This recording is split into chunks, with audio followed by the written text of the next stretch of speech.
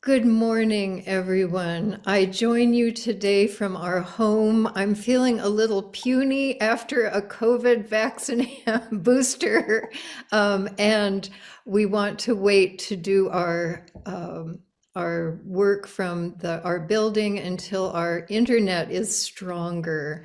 So welcome, and let us listen to the sound of our peace bowl.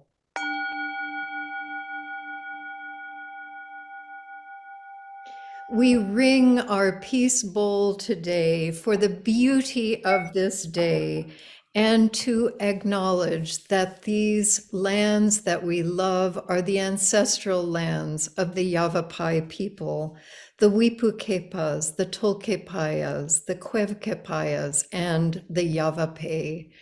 As we consider the message of our ancestors today, let us listen and perhaps sing along with the song made famous in the movie Coco, one of my favorite movies. Remember me, a father sang to his child before he disappeared, and later a great grandson sings to his grandmother, remember me, recuérdame.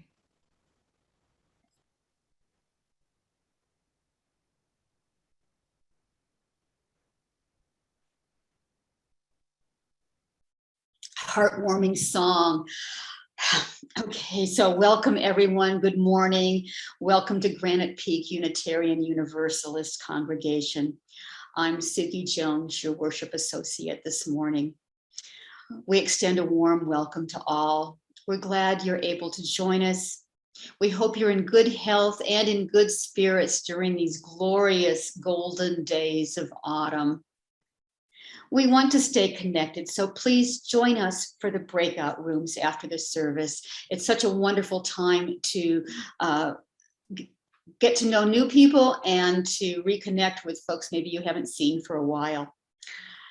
If you're joining us for the first time, please check out our website for more information about us. That would be prescottuu.org. This is the mission statement of our congregation. We are a compassionate spiritual community that celebrates diversity, nurtures the personal and spiritual growth of all ages, shares our gifts, promotes justice for all, and serves the world we live in. Although we are physically apart still, we're still in community, and we continue with some of our meetings and activities via the internet, and thankfully occasionally in person now. All children and youth are invited to the Faith Development Building today at 10 a.m., where Robert and Bev have some exciting crafts to celebrate Day of the Dead and an opportunity for the kids to build their own ofrenda or their own altar. Continuing the theme of today's service, the GPUUC group Kindred Spirits invites you to join them Tuesday night at 5 o'clock in the back parking lot for a Day of the Dead and Samhain gathering. Details about our link drive-through event in December are now available. And a reminder from Marianne Erickson about our auction now.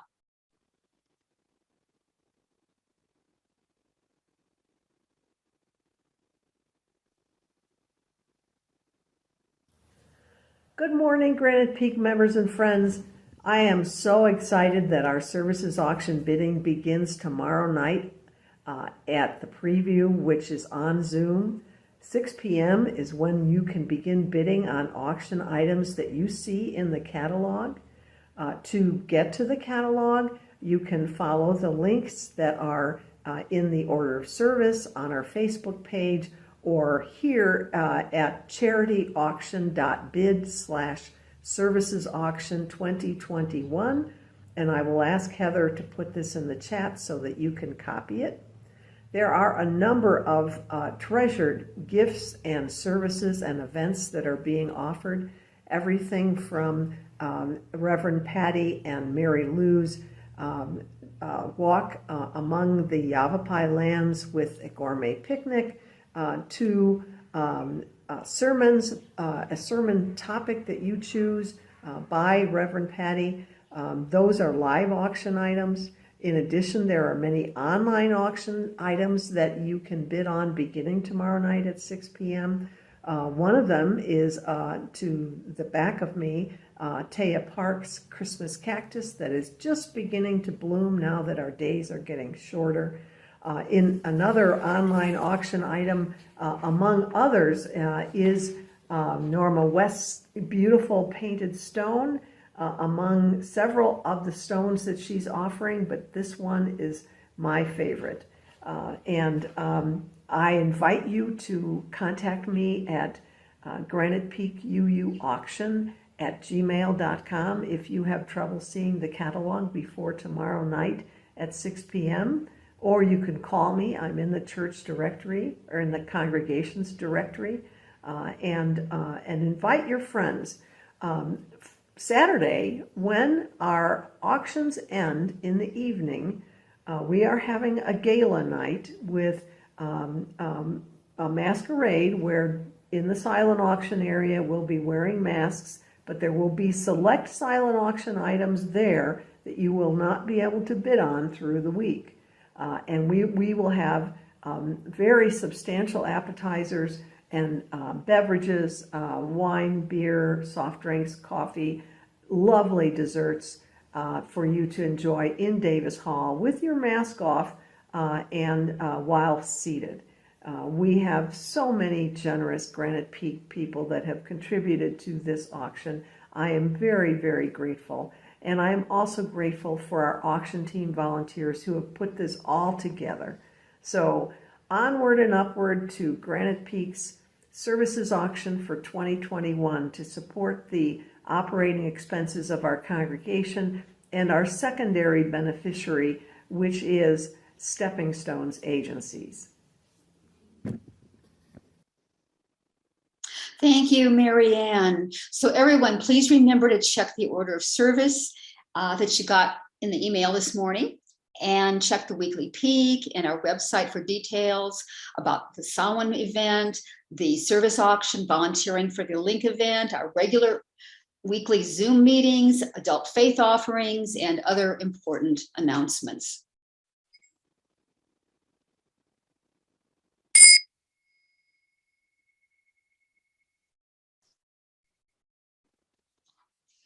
We begin our service in the Unitarian Universalist tradition of lighting the chalice. Our reading today for the chalice lighting is by Florence Caplow. As we kindle this flame, we honor and remember those who have passed into the mystery. Their brightness lives on in our vision. Their courage lives on in our commitments. And their love continues to bless the world around us.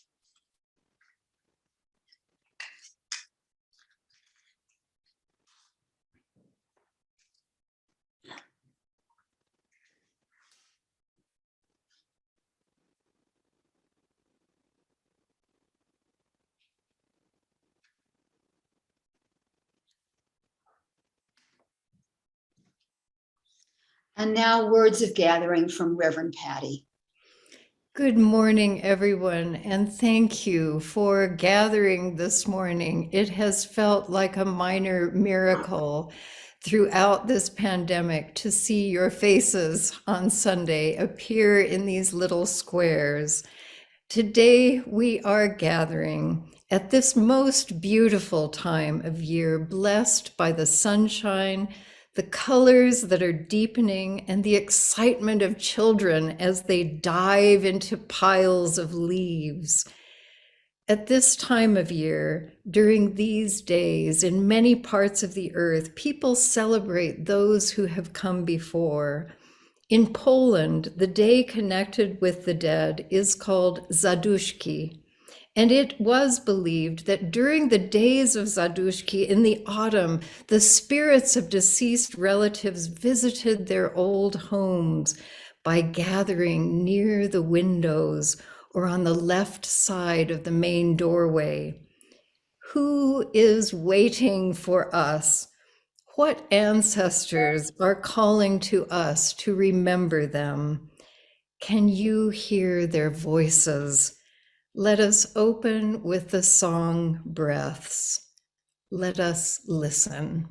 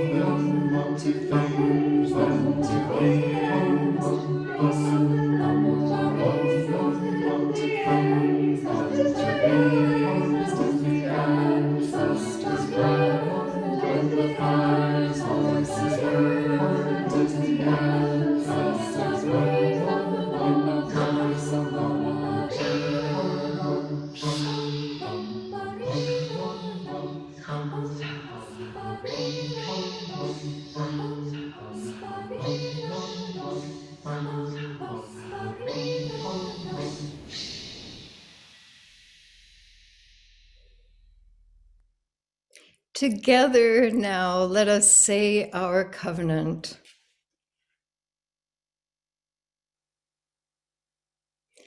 Love is the doctrine of this congregation, the quest for truth its sacrament, and service is its prayer, to dwell together in peace, to seek knowledge in freedom, to serve others in community. Thus do we covenant together. And now I invite you to breathe with me, deep breaths, bringing in that marvelous energy of this day. Let us breathe.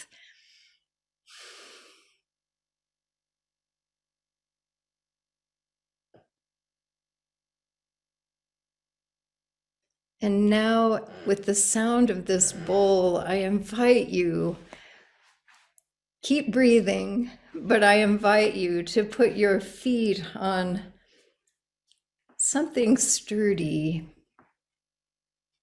perhaps the floor, and consider the earth beneath us.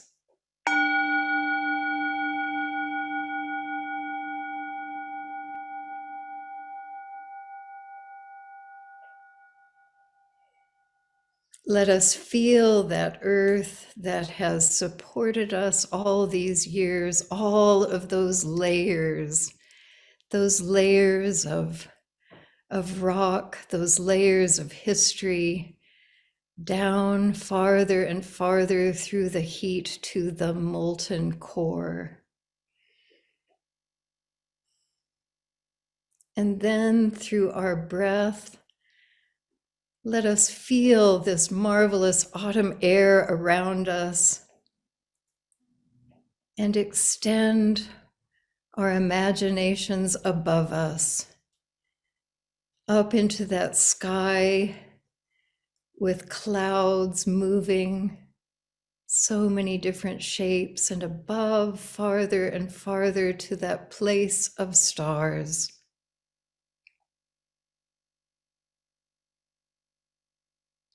We are blessed by this earth, and we each bring with us our joys and sorrows into this moment together.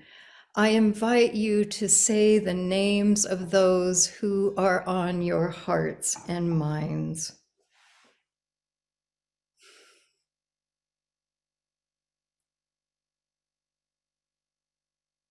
I see within a square with great happiness Judy Davis, and I hope that means that she is feeling much better. Let us hold her, though, and also Ed Rosage, Eunice Lovejoy, Janer Eldridge, Dan and Sandy Reardon, Karen Anderson, Peter Eldridge, who continues to bravely navigate a new world, Bob and Marilyn Coulter, Ainsley O'Donnell, Karen and Merle Hagberg, Pocahontas and Jean Gertler, who are far away but still within the reach of our community. And let us especially remember Jack Stanton, who will be undergoing surgery soon.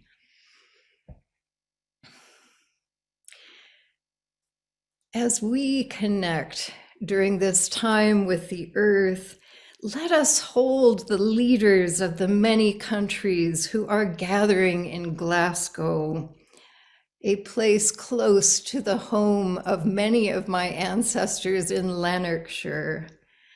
Let us hold these people who are gathering to make decisions about how to make changes that are necessary in the face of climate change. May they have courage. May they see opportunity, and may their minds and hearts turn to the beauty of the earth. Let us especially hold these leaders in the next 2 minutes of silence.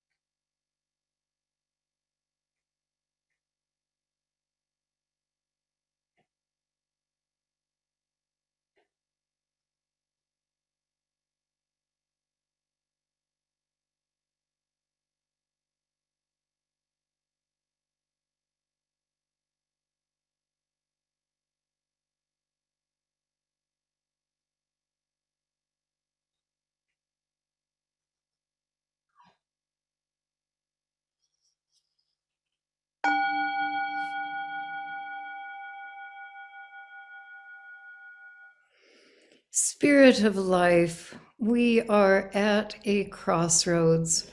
Perhaps we are always at a crossroads, but this one seems very urgent. We ask to hold the leaders who are now in a position of great power to be able to make the changes that are so needed in order to protect our beautiful and marvelous earth. We ask for this great thing, and we also ask for all of those small desires, smaller desires within our community for good health, for joy, for release from fear. For all these things, we ask and we give thanks in your many names. Amen. And now I invite you to sing with Lena and Russ, Walking, Walking with You.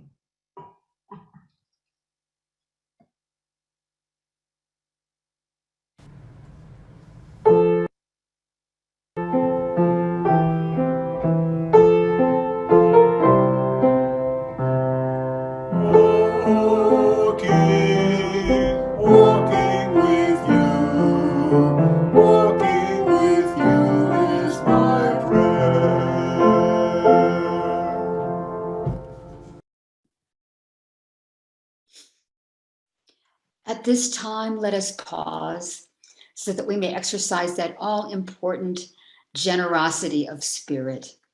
Our offerings lift up and enable this self-supporting congregation to conduct its many ministries. Additionally, we extend a hand to the greater community through our seeds of support. This being the fifth Sunday in October, a different group has been chosen. Your support will go to Yavapai Apache Nation Food Sovereignty Garden Program, informally known as the Garden of Life. You may donate by sending a check or going online to prescottuu.org/giving and click the word donate to contribute and to designate where you want your contribution to go. This link is also available in the chat on this video. The gifts from this congregation are most gratefully received. Blessed be. And now enjoy this music interlude.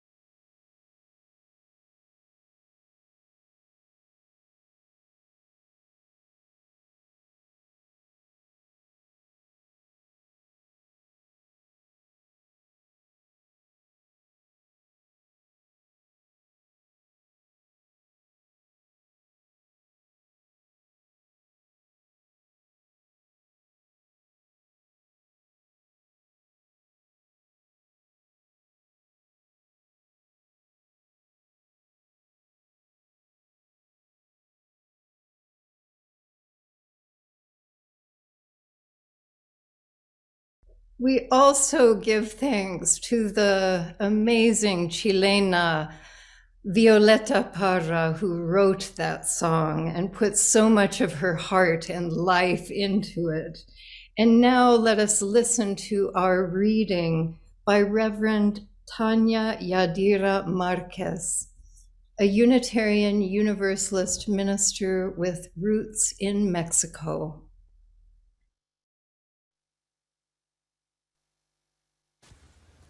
Every year around this time, there is a distinctive smell in the air, and the trees sway like the whisper of 1,000 voices. That's how I know they are coming. At that point, the perpetual altar in my heart begins taking place outside of me, for a few days, and it dances with joy at the thought of their coming. First, the table that will be the altar, a few boxes on top to create different levels. I begin to think about the pictures I am adding to my altar today. The beloved friend who didn't get to say goodbye, the one I loved, my grandparents, the cousin who left too soon. I allow myself to think about the ones whose pictures won't be on my altar, but that I still remember. The fragrance of the semapsuchil fills the air. Grandfather's sun-made flower, a ray of light guiding them back, calling them home. It is a long way here. It is good to have some food and drinks ready so they may quench their thirst, so they may eat and gain strength for the way back. I love adding chocolate and drinking chocolate caliente. I imagine a moment of communion that transcends the world of the living. Once the altar is ready, I behold the sight of this place of encounter. They will come and will know they are missed. All of the times we spent together, all of the memories come rushing to us. Our elders told us to remember is to live again. And that's what we do when we allow ourselves to be surrounded by their presence and the stories of times we spent together. My family and I gather. We tell stories, we laugh, we also cry a little. We rejoice in their company. Their stories come alive in our telling, and so does the love we still feel. I have learned to listen more often to things than to beings, to listen to my heart that knows a different way of knowing. My heart knows that the dead aren't really dead. Their stories are perpetually being told by the world around us, like trees swaying, like the whisper of 1,000 voices.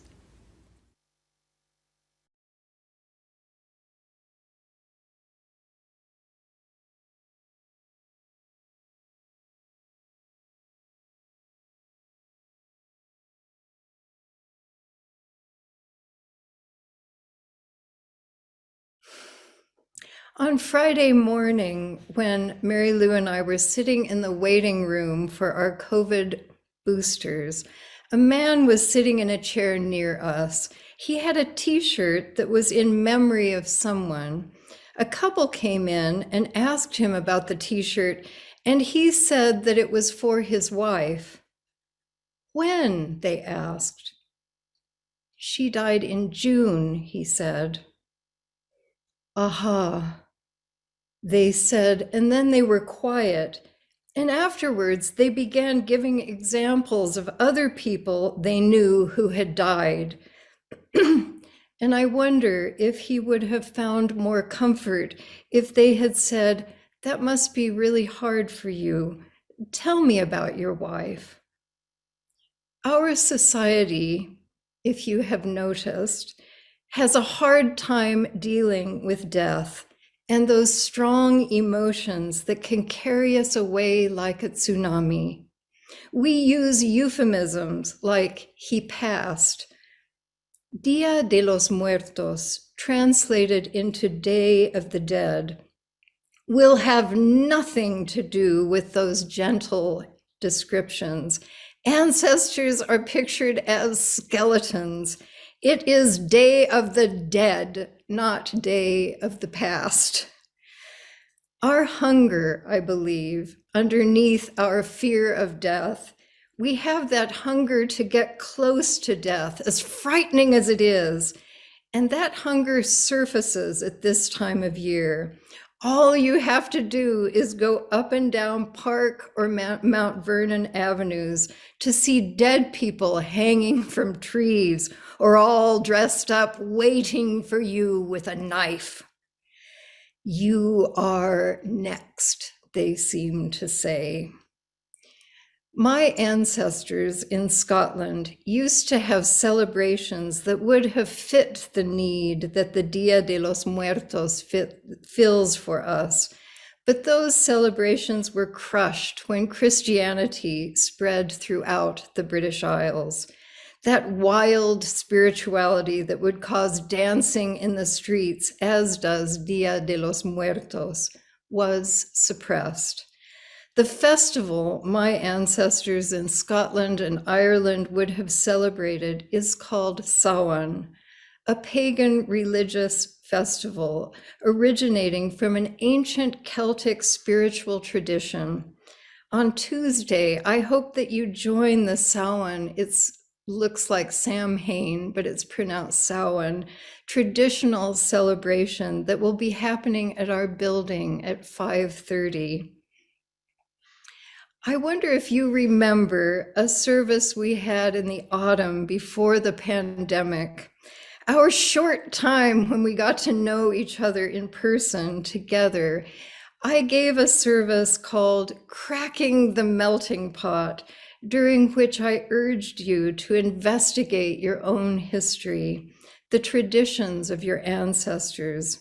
Those of you who call yourselves Heinz 57, you have many cultures to choose from, and I invite you to choose one or two or even three of them, because great strength and resistance power, which I will talk about later, can come from diving into our roots.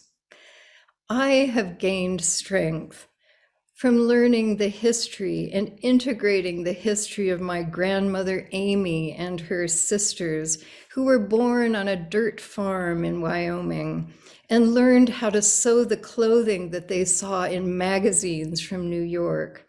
I inherited her fancy cowboy boots, and when it is cold, my grandmother Amy urges me to take out my yarn, knitting needles, or embroidery floss and make bold designs. Where do you come from? James Baldwin said, "One of the things that most afflicts this country is that white people don't know who they are or where they come from." In this congregation for years, we have been doing work around racism and anti-racism. That was Louis, he's okay. He's being brushed and she hit some kind of sensitive part, just to let you know he's okay. Anyway, I've heard of those. I think with Reverend Carla, you did this very long, many weeks project around working on anti-racism. And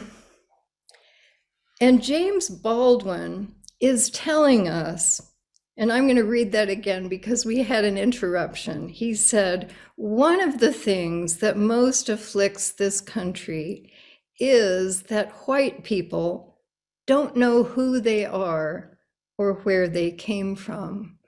James Baldwin is connecting. He's telling us to connect with where we came from in order to heal what most afflicts this country.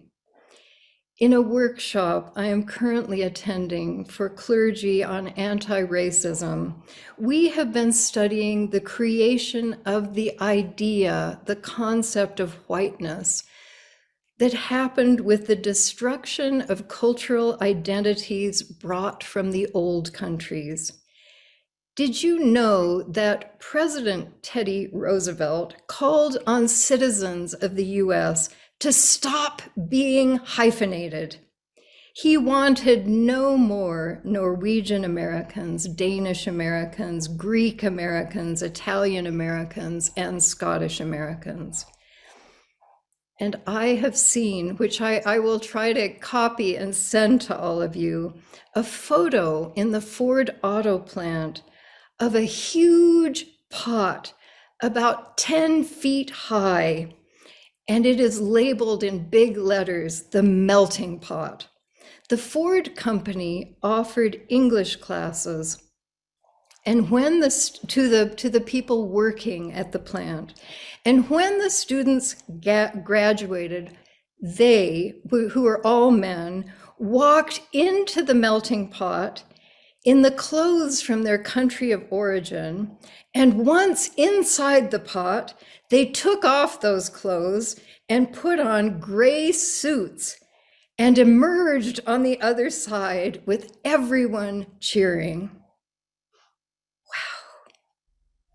In those moments and times like that, all over the country, we shed our cultural identities, the beauty of our own languages, and became white. This melting pot was one of the birthing places of white America, which is an essential part of the structure of white supremacy, that mysterious idea that seems so impossible to dismantle. Yet, claiming our cultural identities, our roots, the diversity of our ancestry, through doing that, we are resisting, and we are doing that work of dismantling white supremacy. This is what we want to do as a community, this dismantling work. And this work of claiming our cultural identities is marvelously fun. And for those of you who find fun to be too superficial, think of yourselves as part of the resistance. During this past year, we have lost people who have been very dear to our community, and we have had some wonderful times remembering them. Both Taya Park and Richard Moorer brought with them strong cultural identities as a woman born in the Netherlands and a man born in the Balkans. Both experienced the Second World War. Their hyphenated way of being Americans gave all of us a rich experience. Taya lived through the years when the Nazis were starving the Dutch people because they would not support them. She gave us her witness of transporting documents and of biking to a farm where she would work all day for the worst pick of the vegetables to take home to her family who were starving. Those experiences in her youth gave her that resilience that all of us saw in her, and her delight in other humans, in us, her community, and in her walks in the beauty that surrounds us all. Richard had another story of growing up in a German enclave in former Yugoslavia, with enough food until the end of the war, when he and other people of German ancestry were put into camps and starved. He had to learn to steal in order for his family to eat. He watched his sister starve to death. And he was proud of his heritage. He was active in German American clubs. He was proud to be an American, a German American. His hardships gave him strength, and he loved to tell the stories of overcoming obstacles and of how the United States had been good to him. Becoming an American didn't mean that he had to leave his language or culture. His first wife was also from the same part of Germany as his family. And they often dressed, he told me, in traditional clothing. She would wear a dirndl and he would wear lederhosen. And he told me once of being stopped for speeding when they were on their way to an event, all dressed up in their German clothing.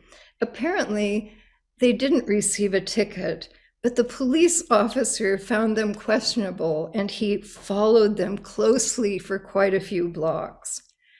Richard gave us his resilience and his beautiful artwork that is displayed in Davis Hall. He was insistent. I know some of you had that experience of his insistence that people knew the history of the concentration camps in the Balkans, And he also wanted us to know that he had survived. On the last day of his life, when I was very happy that I followed my intuition to visit him, he was painting one of his beautiful flower paintings. And he told me that painting was more of an effort than it used to be. He said that he had to push his hand to create the flower, where before he would just have an image in his mind and the brush would just follow that image. He said to me, "Patty, life isn't too bad." And then he gave me a big smile and talked about the food at the assisted living place. And when we parted, only an hour or so before his death, I said, "Auf Wiedersehen." And he said in German, we also say Grüß Gott, God be with you. And we said to each other, Grüß Gott. His hyphenated identity enriched our lives. Today, I encourage all of us to find the culture that is closest to you. If you have many, then choose the one that speaks to you the most loudly and become a hyphenated American. Go against Teddy Roosevelt in this. As strange as this work may seem to you, this is an important step towards becoming anti-racist, and it will enrich us and our life together. Like the stories that Ria has told Lou of her Yiddish grandmother, who then Lou told me. These stories enrich our lives. My mother, whose grandfather was born in Scotland, loved to make finnan haddie, a haddock dish I think is better than lutefisk for those of you who are Norwegian. She would make it for the holidays. Her mother recited Bobby Burns poetry, and she would say what they would say at New Year's, which I would flub up or I'd give it to you, about a Brebrecht Moonlecht Necht. And they all believed that spirits were around us, and I must believe that they are around me. I have been thinking about how to bring those traditions more to life in my own everyday. As you investigate your ancestors and their stories, you may find someone who has wisdom for you in this moment. You will find roots and will learn that you were feeling rootless. If we learn who we are and where we are from, then we become less a part of white America, which is unhyphenated, and those social constructs that caused so much suffering for hundreds of years. Give it a try and enjoy yourself. Tell us the stories of your ancestors. Learn their languages. There are so many internet programs now that could help you with beginning Danish or Polish or Greek. Try wearing some of that clothing. Go into that melting pot at Ford Motor Company and come out wearing a kilt or a Basque beret. May you hear your ancestors singing to you that song in Coco, Remember Me. Perhaps as in Coco, one of your ancestors is urging you to pick up the guitar and become a musician, or learn how to fish on the open sea, knit a bold shawl when the nights become colder. Remember me, resist. Amen, and may it be so. And now let us sing together, We Are.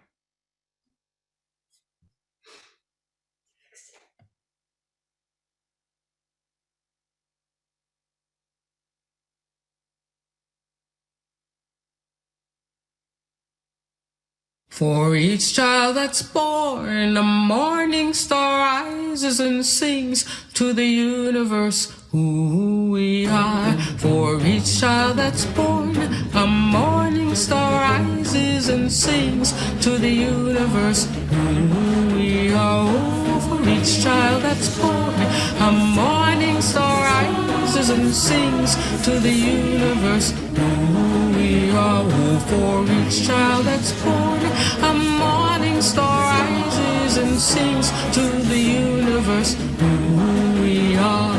We are our grandmother's prayers, and we are our grandfather's dreamings, and we are the breath of our ancestors. We are the Spirit of God. We are mothers of courage, fathers of time, daughters of dust, and the sons of great visions. We're sisters of mercy, brothers of love, lovers of life, and the builders of nations. We're seekers of truth, keepers of faith, makers of peace, and the wisdom of ages. We are our grandmother's prayers.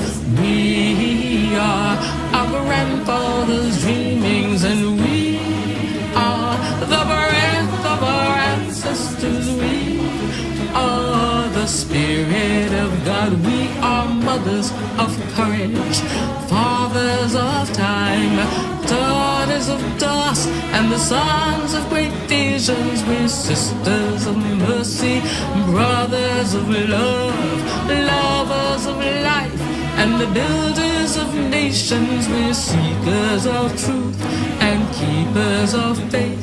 We are makers of peace and the wisdom of ages. We are our grandmother's prayers. We are our grandfather's dreamings, and we are the breath of our ancestors. We are the Spirit of God. We are our grandmother's prayers, and we are our grandfather's dreamings. We are the breath of our ancestors. We are the Spirit of God. For each child that's born, a morning star rises and sings to the universe who we are. For each child that's born, a morning star rises and sings to the universe who we are. We are one.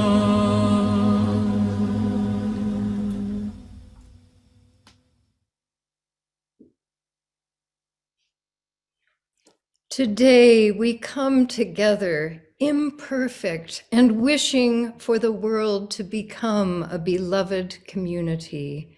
May we embrace our differences within and beyond us. May we come together not to melt, but to see the magnificence of our diversity. And come worship in a new way on Tuesday as we dive into the Gaelic tradition that marks the passage from life to death.